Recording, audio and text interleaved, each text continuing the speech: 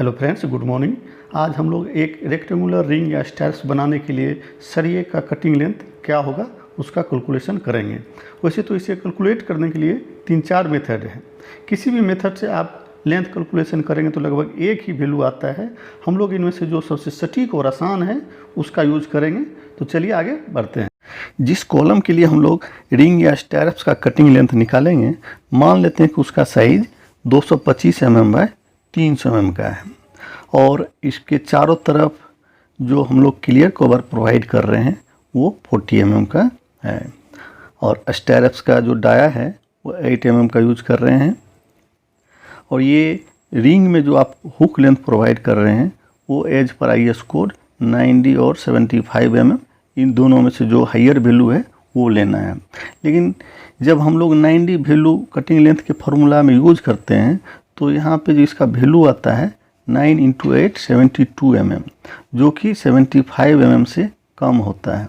और इस केस में ये 9D जो है गलत हो जाता है। और इसी से बचने के लिए हम लोग कटिंग लेंथ निकालने का जो फार्मूला होगा उसमें 9D के जगह पे 10D का यूज करेंगे। नेक्स्ट जो डाटा का हम लोग को यूज पड़ेगा वो बेंड डिडक्शन के लिए। आपको मालूम है कि सरिया जो है एक डक्टाइल मटेरियल है और डक्टाइल मटेरियल का प्रॉपर्टी होता है कि जब भी आप इसमें फोर्स लगाएंगे या स्ट्रेच करेंगे तो इसकी लंबाई बढ़ जाती है।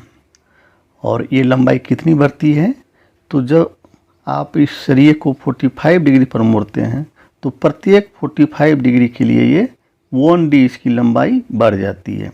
और इसी हिसाब से अगर आप 90 डिग्री के लिए निकालेंगे तो ये 2D हो जाएगा और 135 डिग्री के लिए निकालेंगे तो 3D हो जाएगा और 180 डिग्री के लिए भी निकालेंगे तो 4D हो जाएगा। ये सारा डाटा यहाँ पे लिख दिया गया है। रिंग का कटिंग लेंथ निकालने के लिए जो हम लोग फार्मूला यूज करेंगे वो कटिंग लेंथ ऑफ स्टार्स बराबर total length of stars minus band deduction. Total length of stars का मतलब हो गया कि ये जो आपका स्टार्स बना है इसकी पूरी लंबाई कितनी है वो हम लोग को लिखना है और उसमें जो बेंड प्रोवाइड किया गया है उसका डिडक्शन प्रोवाइड करना है। टोटल लेंथ ऑफ स्टार्स आपका क्या हो जाएगा, ये एक रेक्टेंगुलर रिंग है तो आमने सामने की साइड जो है इसका बराबर होगा। ये अगर A है तो ये भी A होगा तो ये दोनों 2A हो जाएगा। और इसकी लंबाई B है तो ये 2B हो जाएगा।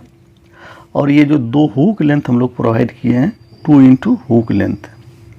और बैंड डिडक्शन में 3 × बैंड डिडक्शन फॉर 90 डिग्री, इसमें 3 जगह 90 डिग्री का बैंड दिया गया है, फिगर में आप देख सकते हैं। और 2 × बैंड डिडक्शन फॉर 135 डिग्री, और यहाँ पर 2 बैंड डिडक्शन जो दिया गया है 135 डिग्री का, एक सरिया इधर गई और इसको ऐसे मोड़ दिया तो ये 135। अब इसमें हम लोग को A का वैल्यू निकालना है तो A का वैल्यू कैसे निकलेगा, तो ये जो पूरी लंबाई है आपकी कॉलम का उसमें से हम लोग ये दोनों साइड का जो क्लियर कवर है उसको माइनस कर देंगे और उसको माइनस करने के बाद हम लोग को ये लंबाई मिल जाएगी तो ये 145 mm आएगा। इसी तरह से आपको इसकी लंबाई B निकालनी है तो पूरा लंबाई जो है कॉलम का उसमें से इतना पोर्शन और ये पोर्शन जो क्लियर कवर का वो माइनस कर देंगे तो हम लोग को B मिल जाएगा। तो इसमें से 300 में से 2 × 40 mm तो ये 220 mm आएगा आपको। जब हम लोग A और B का इसमें वैल्यू पुट करते हैं तो 2 × 145, B का वैल्यू 220 निकला था, 2 × 220 और D का वैल्यू जो है 8 mm है, 2 × 10 × D ये हुक लेंथ है हम लोगों का। और ये जो 90 डिग्री का बेंड है 3 × 2 × 8, D का वैल्यू हर जगह 8 लिए हैं, इसमें स्टार्स का डाया है। और ये 135 डिग्री के लिए जो बेंड किए हैं 2 बेंड 2 × 3 × 8।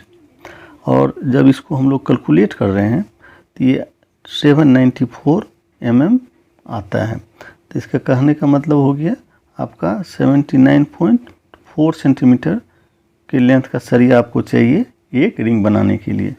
इसको मान लीजिए 80 सेंटीमीटर। इसी तरह से आप किसी भी साइज के रेक्टेंगुलर कॉलम का जो रिंग या स्टैरप्स हैं उसके कटिंग लेंथ निकाल सकते हैं। अगर ये वीडियो आपको अच्छा लगा तो लाइक और सब्सक्राइब करें। Keep watching. Thank you.